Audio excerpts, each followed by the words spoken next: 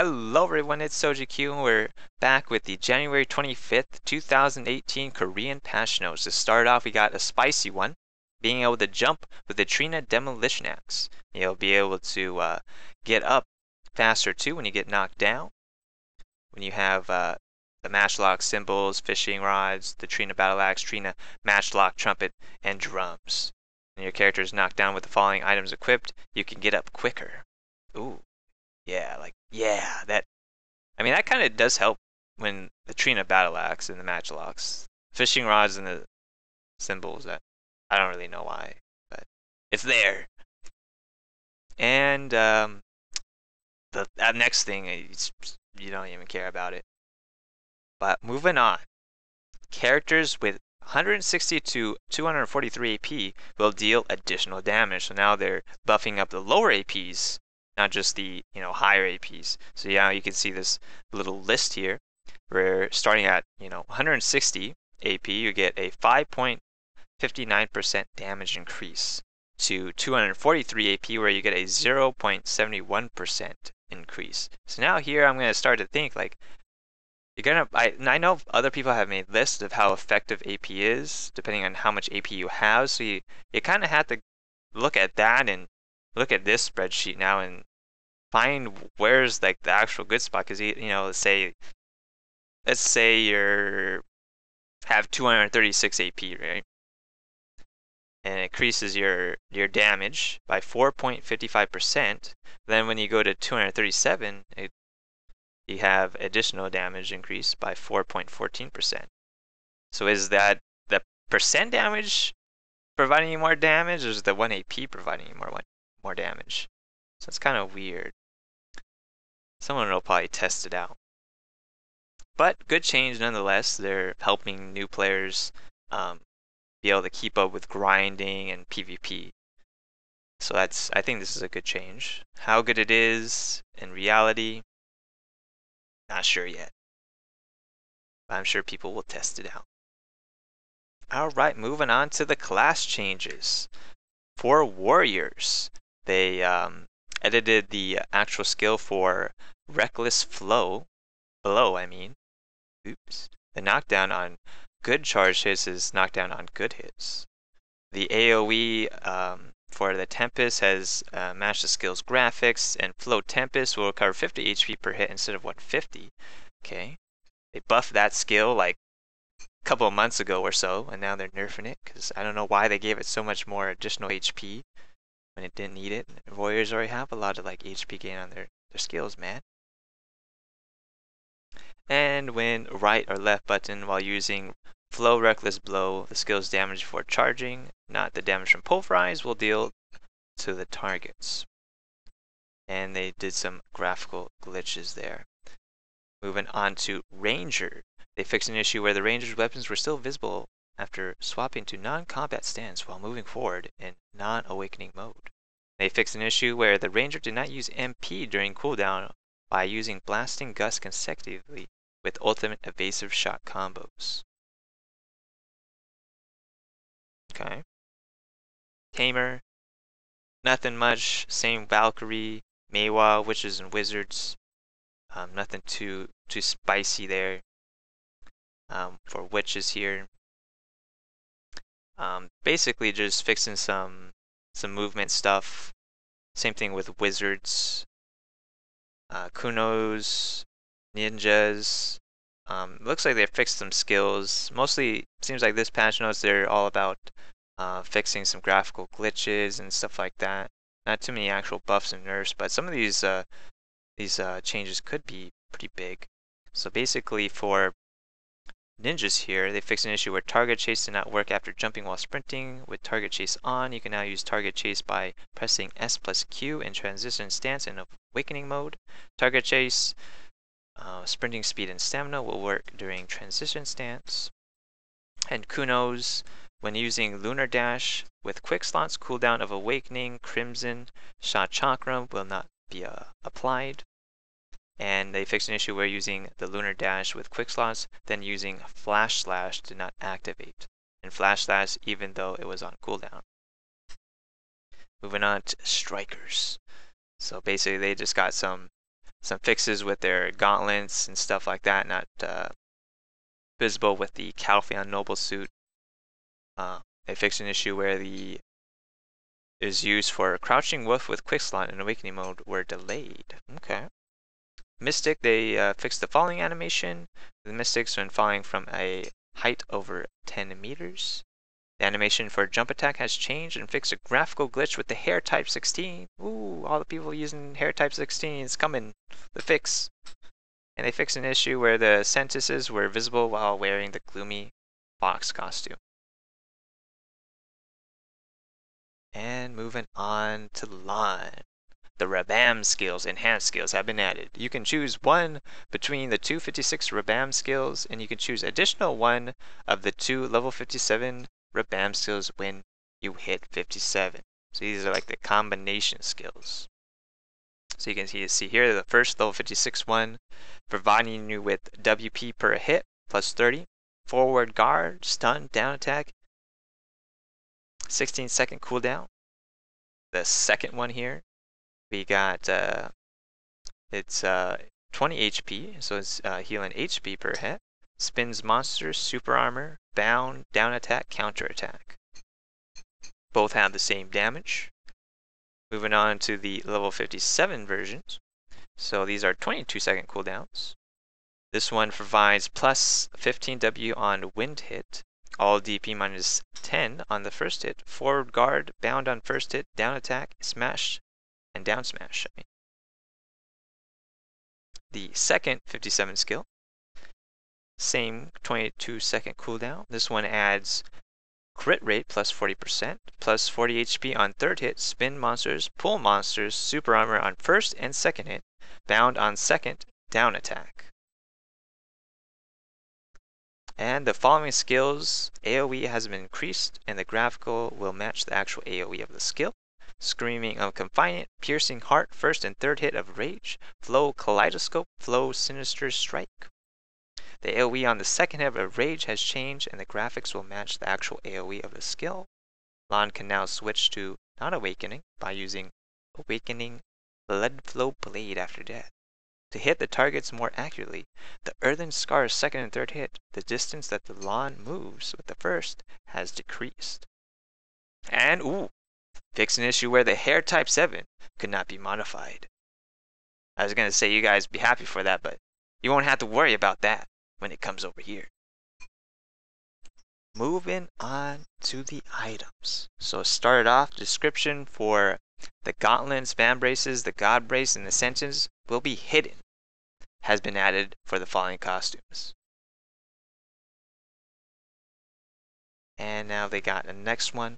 You can exchange a sub-weapon exchange ticket for the following sub-weapons. Green sub-weapon reformed to blue, Actually sub-weapon reformed to ultimate, and Kira sub-weapon, and Rosar sub-weapon. Those are like the free ones that you get from the quest, I believe. And, ooh, here's a really good one. Fishing vendor and ferry managers. They will sell a ship license. But here's where it goes bad. It's a raft. Not so great. But if it's one of those speedy rafts, then, ooh, might actually be good. Gee, if you're not going out too far. I mean, some of those like that Mogoria daily quest. Or in Mogoria, guys, you can get a raft over there that is freak. Kid you not, I think it's faster than a damn fishing boat. That thing is freaking speedy. If it's the same speed as that one, then damn, that's actually not bad. And they fixed an issue where the set bonuses for Rokuba, Talus, and Zereth did not work properly. The Grenell and Rokuba set will work with 2 pieces and 3 pieces instead of the helmet and gloves and armor and shoes. So that's a nice change for new players. You won't have to worry about losing your bonuses now with Grenell and Rokuba. You could have any pieces and keep those bonuses. So that's really awesome change. And here's another one. For any of those people that actually get lucky enough to get one of these items, the item effect of Pure Blackstone. It gave all AP plus 500 before, but now has changed to 250. So those got nerfed. And here's a good issue for all those hunters out there. They fixed an issue where the durability of matchlocks decreased faster than intended. Moving on to content. So items under the enhancement reform Blackstone category can be purchased regardless of the minimum price if their buy buttons are activated at the marketplace, although only the minimum can be bidded on. Let's see, account bound items can be transferred to other storages. And they fixed an issue where the Imperial craft delivery limit was not refreshed after midnight. And they fixed an issue where you got desert debuffs in Orban's Villa. And the big one, individual battle. So basically this is a queue system where you get to queue up with 5 people. Well, technically 10 because it's a 5v5, but we'll get more into it here. So basically, anyone who is over 56 can participate in the battle by clicking on the individual battle button on the main menu. Individual battles can be held on channel 1 of each server, except Ovia. When there are 10 people participating, 2 teams that consist of 5 players will be formed. Team members will be distributed based on their gear score. Gear score of rank 2 and 3rd will be in the same team, and gear score rank 4 and 5th will be on the same team. There will be 3 rounds in total. The battle will be best of 3. The one who has the highest gear score in each team will be the team leader. Round 1 and 2 are 1v1 fights. Each team leader will choose the player who will fight in the round. After a brief preparation time, 1 player from each side, the one that was chosen by the team leader, will be teleported to the 1v1 arena. The 1v1 arena is surrounded by flags and soldiers that are throwing eggs and apples and garbage at you. I'm just kidding, they're not doing that. At least I don't think they are. If you lose, they might. If you are too close to the soldiers, you will lose the round by leaving the arena. So that's a big one. You don't want to be going out. So if 2 characters have grabbed and they fall into the outer area at the same time, the one who grabbed the other one will lose the round by leaving the arena. So you gotta watch out for those sneaky strikers that try to drag your ass out of the arena, or else you're gonna lose if they do that.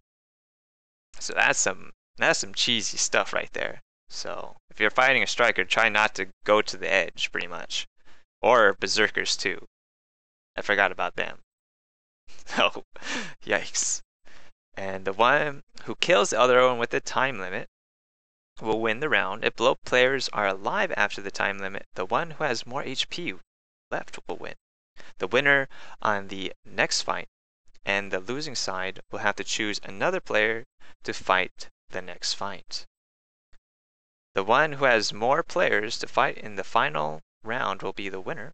If it is a tie after round 1 and 2, round 3 will take place. Round 3 is an all-out fight where all participants fight in a 5v5 battle. The team who kills all the members of the opposing team on the one who has the more players left after the time limit will win. If both teams have the same number of players left, the round will end in a tie. And you can click the blah blah to exit the arena. If you win against the team that has higher average gear score than your team does, you will get more individual battle points. Guild battles can only be held at servers that have conquest wars. Moving on to the monsters. So you can now gather sharps and hard from the monsters at Poly Forest.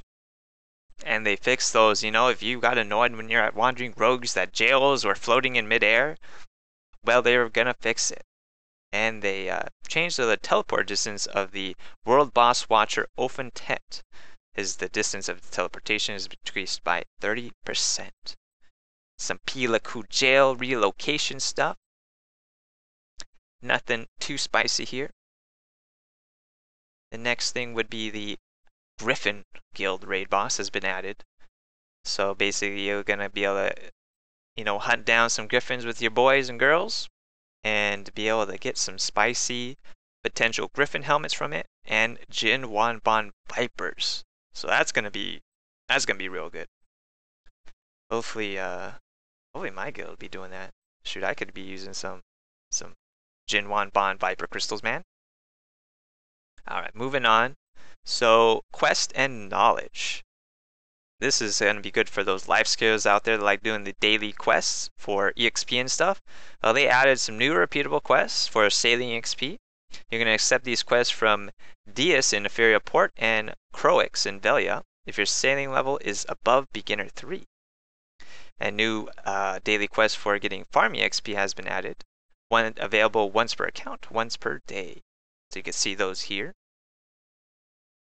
And they added some gathering EXP daily quests as well. See those there. Add 4 of them. And some cooking EXP dailies as well. So some cool stuff for the life skillers out there. Alright, moving on to game world NPCs and graphics. So basically the biggest things here is they fixed an issue basically where the slopes and stuff at castles have been changed. So now you can go up the slope of the southern Calfian castle more smoothly, and the staircase towards the command post has become wider.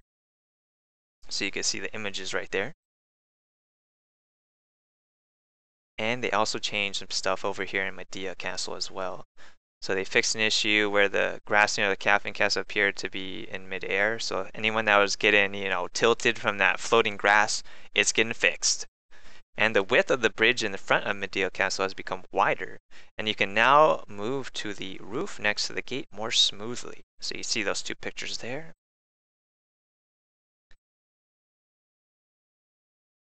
And the Imperial Craft Delivery and Imperial Fish Delivery and Imperial Delivery NPCs in Grana have been relocated. So the NPC Mozilla and Faville have been found near the Storage Keeper. NPC Cinnamon, I probably butchered that, can now be found near the Stable Manager. Okay. And the UI. So big thing with the UI is that they changed is being able to say set bonuses. See, a new UI where you can check set bonuses you currently possess has been added.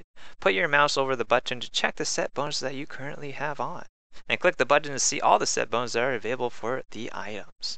So I think this was a nice change to be able to have a place to go see all the set bonuses that you have on or that you could potentially activate. Nice little thing added there. And moving on to system. We got when autopathing, the camera angle will change according to the direction that the character is going. Oh. They fixed an abnormal camera vibrations when sitting at the back of a horse with 2-seater. Oh yeah. And switching characters, installing camps, and removing campsites can be added by a simple hotkey. That's going to be really convenient. Very convenient right there. And when you find pets by group using a simple hotkey, a system message will tell you the pets that will show up. And that is it for the patch notes, everyone. So I hope you guys enjoyed the video, and if you haven't already, you can hit that subscribe button. And if you enjoyed the video and found this helpful, you can hit that like button. Without further ado, boys and girls, thanks for watching, and take care, and have fun in the BDO world.